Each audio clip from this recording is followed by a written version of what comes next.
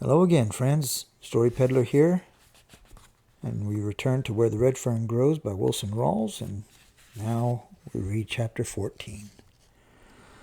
A few days later, on his way back from the mill, one of the Hatfield boys stopped at our place. He told me my grandfather wanted to see me. It was unusual for Grandpa to send for me, and it had me worried. I figured that he wanted to talk to me about the death of Reuben Pritchard. I always enjoyed talking to my grandpa, but I didn't want to talk about Reuben's death. Every time I thought of him, I lived the horrible tragedy all over again. After a practically sleepless night, the next morning I started for the store. I was walking along deep in thought when little Ann zipped by me. She was as happy as a young gray squirrel. She wiggled and twisted, and once she barked at me. I looked behind me. There was old Dan trotting along. He stopped when I turned around. Little Ann came up to me. I scolded them and tried to explain that I wasn't going hunting. I was just going up to the store to see what my grandpa wanted. They couldn't or didn't want to understand. I picked up a small stick, slapped my leg with it. In a deep voice I said, "Now you go on home, or I'm going to wear you out." This hurt their feelings. With their tails between their legs and trotting side by side, they started back. Every little way they would stop and look back at me. It was too much. I couldn't stand it. I began to feel bad all over. "Well, all right," I said. "Come on, you can go. But Dan, if there are any dogs around in that store and you get in a fight, I won't take you hunting for a whole year, and I mean that." Although I knew I didn't. They came running, tickled to death. Little Ann took one of her silly spells. She started nipping at the long red tail of old Dan. Not getting any reaction from him, she jumped over him. She barked at him. He wouldn't even look at her. She ran around in front of him and laid down in the trail, acting like a cat ready to spring. Stiff-legged, he walked up close to her, stopped, and showed his teeth. I laughed out loud. I knew he wouldn't bite her any more than he would bite me. He was just acting tough because he was a boy dog. After several attempts to get him to play, little Ann gave up. Together they started sniffing around in the underbrush. As I walked up in front of the store, Grandpa hollered at me from the barn. I went over to him. Right away, he wanted to know all about Reuben's accident. He listened while I told the story over again. After I had my say, Grandpa stood looking down at the ground.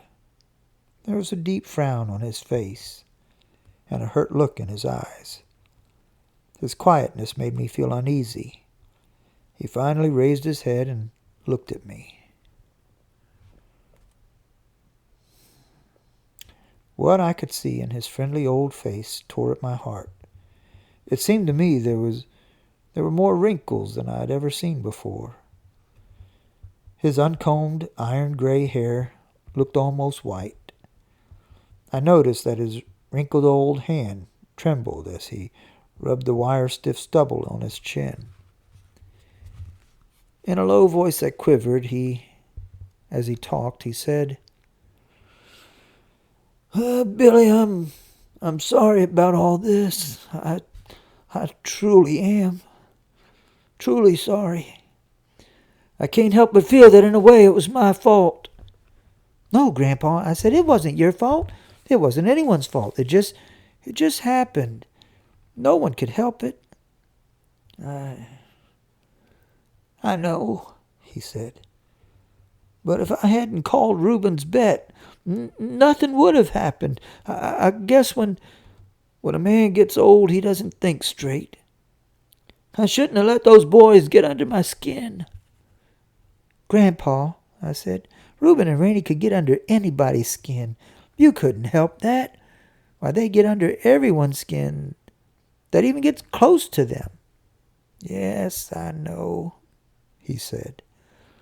"But still I acted like a fool. Billy, I had no idea things were going to turn out like they did, or I wouldn't have called that bet. Wanting to change the conversation, I said, Grandpa, we won that bet fair and square, but they took my money anyway. I saw the fire come back into his eyes. This made me feel better. He was more like the grandpa I loved. Oh, that's all right, he said. We'll just forget the whole thing. He stepped over and laid his hand on my shoulder. In a solemn voice, he said, We won't talk about this again. I want you to forget it ever happened, because it wasn't your fault.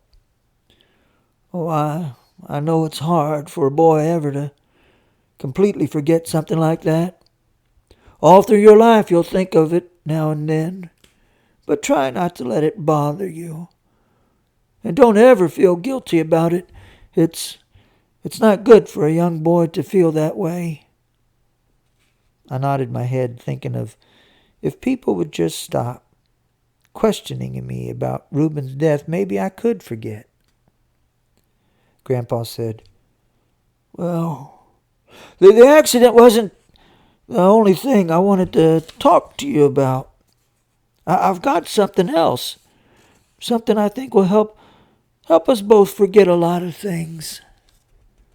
The twinkle in Grandpa's eyes reminded me of what my father had said. Seems like that old man can cook up more deals than anyone in the country.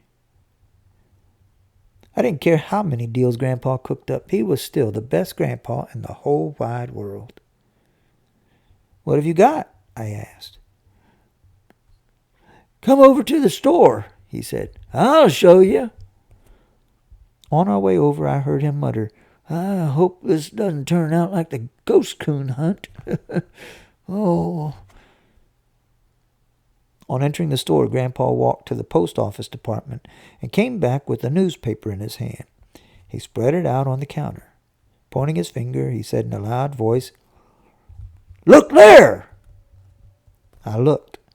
The large black letters read, Championship Coon Hunt to be held.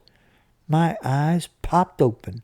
Again, I read the words. Grandpa was chuckling. I said, Boy, if that isn't something. A championship coon hunt. Wide-eyed, I asked, Where are they having this hunt? And what does it have to do with us? Grandpa was getting excited. Off came his glasses, and out came the old red handkerchief. He blew his breath on the lens and polished them. He snorted a time or two, reared back, and almost shouted, Do with us? Why, it has everything to do with us. All my life I've wanted to go to one of those big coon hunts. Well, I've even dreamed about it, and now the opportunity has come. Yes, sir. Now I can go. He paused. Well, that is, if it's all right with you. I was dumbfounded. I said, All right with me? Why, Grandpa, you know it's all right with me, but what have I got to do with it? Grandpa was so excited I thought he was going to burst a blood vessel. Talking excitedly, he said, I've got it all figured, Billy. We can enter Old Dan and Little Ann in this championship hunt. I was so surprised at what Grandpa had said I couldn't utter a word. At first I was scared, and then a wonderful feeling came over me. I felt the excitement of the big hunt as it burned its way into my body. I started breathing like I had been running for 100 miles. After several attempts, I croaked, Can just any dog be in this hunt? Grandpa almost jumped as he answered, No, sir, not just any hound can be entered. They have to be the best. They have to be registered, too. He started talking with his hands. Pointing to a chair, he said, Sit down. I'll tell you all about it. Grandpa calmed down a little and started talking in a serious voice. Billy, he said, it takes some doing to have a set of dogs entered into this hunt. I've been working on this for months. I've written letters on top of letters. I've even had several good friends in town helping me. You see, I've kept a record of all the coons your dogs have caught, and believe me, their catch is up there with the best of them. Now, I have already paid the entry fee, and everything is fixed. All we have to do is go." "Entry fee? How much did it cost?" I asked. "You let me worry about that," he said. "Now what do you say? Want to give it a whirl? I understand the winner receives a gold cup, and you never can tell. We might come home with it. We have as good a chance as anyone else." Grandpa had me so worked up by this time I didn't think anyone else had any good hounds but me. I reared back and blurted, "It's all right with me, Grandpa. Just tell me what to do." Grandpa flew out of gear like a Model T Ford. He slapped the counter with his hand. In a pent-up voice, he said, "That's the boy! That's the way I like to hear a coon hunter talk." With a questioning look on his face, he asked, "Didn't I see your dogs with you when you come up?" "Yes, they followed me," I said. "They're outside." "Well, call 'em in," he said. "I got something for 'em." I called to them. Little Ann came in the store, walking like she was scared. Old Dan came to the door and stopped. I tried to coax him in. It was no use. My dogs, never being allowed in the house, were scared to come in. Grandpa walked over to a hoop of cheese and cut off 2 chunks about the size of my fist. He walked to the door, talking to old Dan. "What's the matter, boy?" he said. "You scared to come in? Well, that shows you're a good dog." He handed him a piece of the cheese. I heard it rattle in his throat as he gulped it down. Grandpa came back and set little Ann on top of up on the counter. He chuckled as he broke the cheese up into small pieces and fed her. "Yes, sir," he said. "I think we have the best darn coon hounds in these Ozark Mountains, and just as sure as shooting, we're going to win that gold cup." Grandpa didn't have to say that. The way I was feeling, I already had the cup. All I had to do was go and get it. Finished with his feeding of little Ann, Grandpa said, "Now, let's see. The hunt starts on the 23rd. That's about, let's see, this here's the 17th. Counting with his fingers, he finally figured it out. "That's 6 days from now." "Yep, 6 days from now," he said in a jubilant voice. I nodded my head. We can leave here early in the morning of the 22nd, he said. "And barring accidents, we should make the campground in plenty of time for the grand opening." I asked how we were going. "We'll go in my buggy," he said. "I'll load the tent and everything the night before." I asked him what he wanted me to bring. "Oh, nothing," he said. "But these 2 little hounds, and you be here early. I believe I'd let these dogs rest, 'cause we want them in tip-top shape when we get there." I saw the thinking wrinkles bunch up on Grandpa's forehead. "You reckon your daddy would like to go?" he asked. "As late in the fall as it is, I don't think he's too busy, is he?" "No, our crops are all gathered," I said. "We've been clearing some of the bottom land, but that's almost done now." "We'll ask him," he said. "Tell him I'd like to have him go." "I'll ask him," I said. "But you know how Papa is. The farm comes first with him." "I know," Grandpa said. "But you ask him anyway, and tell him what I said. Now it's getting late. You better be heading for home." I was almost to the door when Grandpa said, "Wait a minute." He walked over behind the candy counter and shook out one of the quarter sacks. He filled it up to the brim, bounced it on the counter a few times, and dropped in a few more gumdrops. With a twinkle in his eye and a smile on his face, he handed it to me, saying, Save some for your sisters." I was so choked up I couldn't say anything. I took it and flew out the door, calling to my dogs. On my way home, I didn't walk on the ground. I was way up in the clouds, just skipping along. With a song, I told the sycamore trees and the pop-eyed gray squirrels how happy I was. Little Ann sensed my happiness. She pranced along on the trail. With a doggish grin on her face, she begged for a piece of candy, which I so gladly gave. Even old Dan felt the pleasant atmosphere. His long red tail fanned the air. Once he raised his head and bawled. I stood still and listened to the droning tones of his deep voice. The sound seemed to be trapped for an instant in the thick timber. It rolled around under the tall white sycamores, beat its way through the wild cane, and found freedom out over the clear blue waters of the river. The sound followed the river's course, rolled like a beat of a jungle drum. As the echo died away in the distance, silence settled over the bottoms. The gray squirrels stopped their chattering. The wild birds quit their singing. I stood still. No sound could be heard. It seemed that all the creatures of the wild were holding their breath. I gazed up to the towering heights of the tall trees. No leaf was stirring. The silence seemed strained and expectant, like a young boy waiting for a firecracker to explode. I looked at old Dan. He was standing perfectly still, with his right front foot raised and his long ears fanned open. He seemed to be listening and challenging any living creature to make a noise. The silence was broken by the whee of a red-tailed hawk. This seemed to be a signal. All around me the happy atmosphere resumed its natural state. I heard the bam, bam, bam of a woodpecker high on the top of a box elder snag.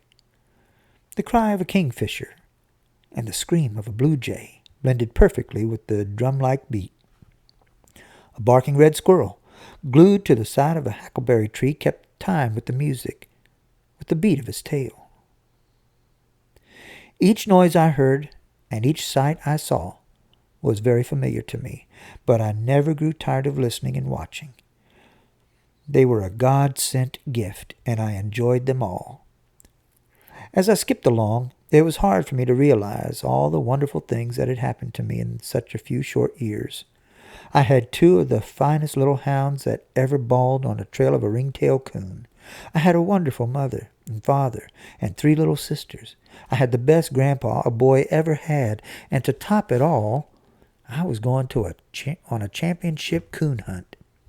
It was no wonder that my heart was bursting with happiness.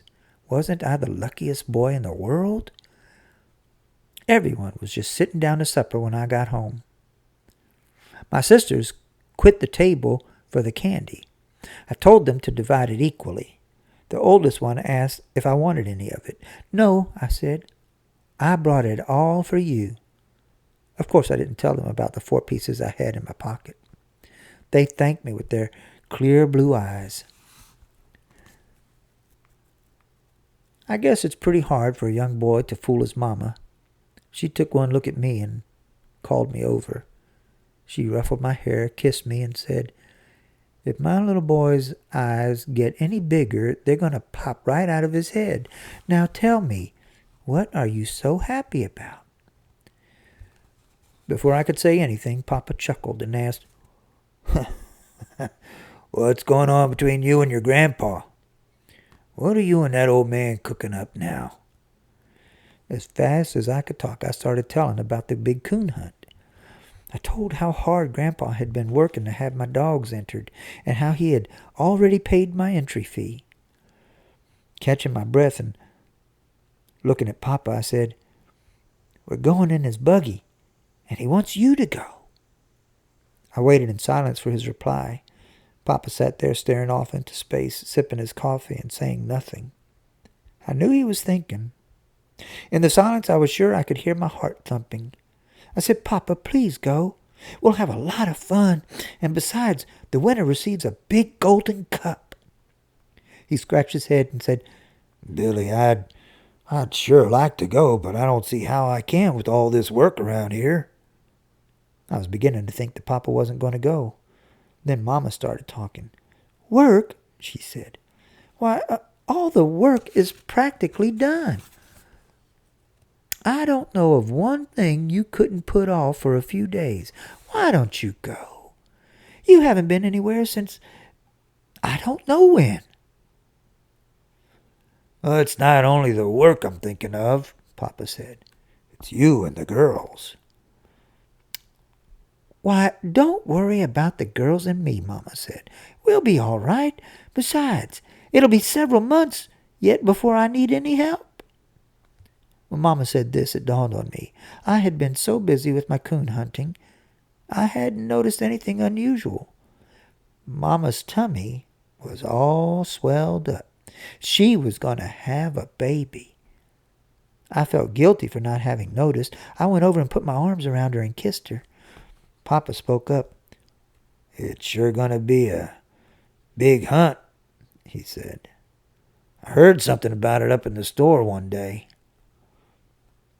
"Grandpa said there would be hunters there from everywhere," I said.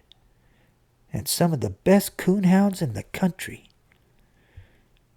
"Do you think you have a chance to win the cup?" Papa asked. I started to answer him when the little one piped up. "They can't beat old Dan and little Ann," she said. "I just bet they can't." Everyone laughed at her serious remark. I would have kissed her, but she already had candy, cornbread, and molasses all over her face. I told Papa I didn't know how good those dogs were. But there was one thing I did know. If they beat mine, they would have to hunt harder than they ever had before. After I had my say about the dogs, a silence settled over the dining room. Everyone was looking at Papa and waiting for his answer. I saw a pleased smile spread over his face. He stood up. "All right, I'll go," he said. "And by golly, we'll bring that gold cup back, too." My sisters started clapping their hands and squealing with delight. A satisfied smile spread over my mother's face. At that moment, I'm sure no boy in the world could have been happier than I. Tears of happiness rolled down my cheeks. Mama wiped them away with her apron. In the midst of all the excitement, my little sister, saying not a word, climbed down from her chair. No one said anything. We just watched her. Still clutching a spoon in her small hand, she came around the table and walked up to me. Looking down at the floor, in a bashful voice, she asked, "Can I have the gold cup?" Putting my finger under her sticky little chin, I tilted her head up. I smiled as I looked into her clear blue eyes. I said, "Honey, if I win it, I'll give it to no one but you."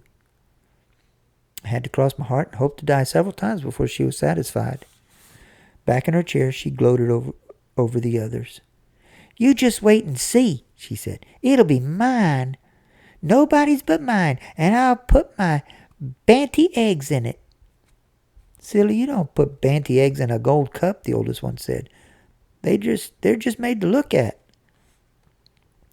That night I dreamed about gold cups, little red hounds, and coons as big as rain barrels. Once I woke myself up whooping to my dogs. The next few days were busy ones for me. Knowing that Papa and I would be gone for several days, I did everything I could to make things convenient for Mama. I chopped a large pile of wood and stacked it close to the kitchen door. To make it easy for her to feed our stock, I cut some poles from the hillside and boxed up one of the stalls in the barn. I filled it full of hay so she wouldn't have to climb the ladder to the loft. Papa laid down the law to my sisters about being good and helping Mama while we were gone. The day before we were to leave, I was as nervous as a June bug in a hen house. The days seemed endless. A few miserable hours were spent talking to my dogs. I told them about the big hunt and how important it was. "Now, if you don't win the gold cup," I said, "I won't be mad because I know you'll do your best." Old Dan wouldn't even look at me and paid no attention to what I said. He was sulking because I hadn't been taking him hunting. When I talked to little Ann, it was different. She listened and seemed to understand everything I said. I dreaded to go to bed that night. I thought sleep would be impossible. I must have been more tired than I thought I was. I fell asleep almost immediately. Old Red, our rooster, woke me at daybreak, crowing his fool head off. It was a beautiful morning, clear and frosty. After a good breakfast, we kissed Mama goodbye and started for the store. I'm sure there were a lot of coon hunters in the Ozarks, but on that morning, none could have felt as big and important as I. Walking along by the side of my father, I threw out my chest and tried hard to keep pace with his long strides. He noticed and laughed. "You'll have to grow a little bit," he said, "before you can take steps that long." I didn't say anything. I just smiled. Hearing a noise overhead, I looked up. The gray ones were winging their way southward. I listened to their talking and wondered what they were saying. Looking to the mountains around us, I saw the mysterious artist who comes at night and paid us a visit. I wondered how he could paint so many different colors in one night: red, wine, yellow, and rust. My dogs were trotting along in front of us. I smiled at the way their hindquarters shifted to the right. Little Ann would jump and bounce and try to get old Dan to play, but the solemn old boy just jogged along, heedless of everything. "You know," Papa said, "she doesn't even act like a hound. She's bouncing and playing all the time. Why, she acts more like a little pup than a hound." "Yes, I know," I said. "I've noticed that myself, but you know one thing, Papa? She's the smartest dog I've ever seen. Why, some of the things she does are almost unbelievable." "Yes, I know," said Papa. "But still, it's strange. Very strange." "There's only one thing wrong with her, Papa," I said. "Yeah, what's that?" he asked. "You won't believe it," I said, "but she's gun-shy." "Gun-shy? How do you know she's gun-shy?" Papa asked. "I didn't know for a long time," I said, "until one day when I was hoeing corn down in the field by the old slough. She and old Dan were digging in a bank after a groundhog. Across the river, some fishermen started shooting a gun. It scared little Ann, and she came running to me, shaking all over." "Ah," Papa said. "Maybe you just thought she was scared." "No, I didn't, Papa," I said. "It happened again up at the store one day. Grandpa shot a chicken hawk. When the gun went off, it scared her half to death. No, she's gun-shy all right." "Oh, well," Papa said, "that doesn't mean anything. A lot of dogs are afraid of guns." "I know," I said, "but you wouldn't think she would be that way. I believe if I had a gun of my own, I could break her of being gun-shy." Papa looked at me and said, "Well, from what your mother says, you won't be getting a gun for some time yet." "Yes, I know," I said. When we reached the store, we saw the team was already hitched to the buggy and was standing in front of the store. Grandpa had loaded the tent and several boxes of groceries. I had never seen him in such high spirits. He slapped Papa on the back, saying, "I'm sure glad you're going with us. It'll do you good to get out once in a while." Papa laughed and said, "It looks like I had to go or have everyone in the family mad at me." Looking at the buggy, I saw my axe. I didn't think I ever wanted to see it again, but for some reason it didn't look like I thought it would. There was no blood on it, and it looked harmless enough, laying there all clean and bright. Grandpa saw me looking at it. He came over. "I kept it a few days," he said, "just in case the marshal wanted to ask some questions. Everything seemed to Seems to be all right now, and we may need a good axe on this hunt." Grandpa sensed how I felt about the axe. He waited in silence for my answer. The excitement of the hunt was so strong in me, even the sight of the axe brought back only a fleeting remembrance of Reuben's accident. I said, "Yes, we will need one. Besides, it's a good one, and there's no use in throwing it away." Grandpa laughed, reached over, and screwed my cap around my head, saying, "That's the boy. That's what I wanted you to say. Now you better go to the barn and get some hay. Make a bed in the buggy box for your dogs." "Oh, Grandpa," I said, "they can walk.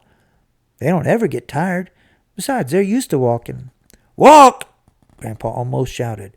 "They're not going to walk. No, sir, not if I can help it. You want them to be footsore when they get there?" Papa chuckled and said, "Oh, we can't win a gold cup with two sore-footed hounds, can we?" "Of course not," Grandpa said. "Now you go and get that hay like I said." As I turned to go to the barn, I couldn't help but smile. It made me feel good to have my papa and Grandpa so concerned about my dogs. I had taken only a few steps when Grandpa said, "Oh, wait a minute." I stopped and turned around. Walking up to me and glancing toward the house as he did, he whispered, In that empty kraut barrel in the harness room, there's a jug of corn liquor. Cover it up in the hay so your grandma won't see it, and bring it back with you." With a twinkle in his eye, he said, "You never can tell when we'll need some medicine."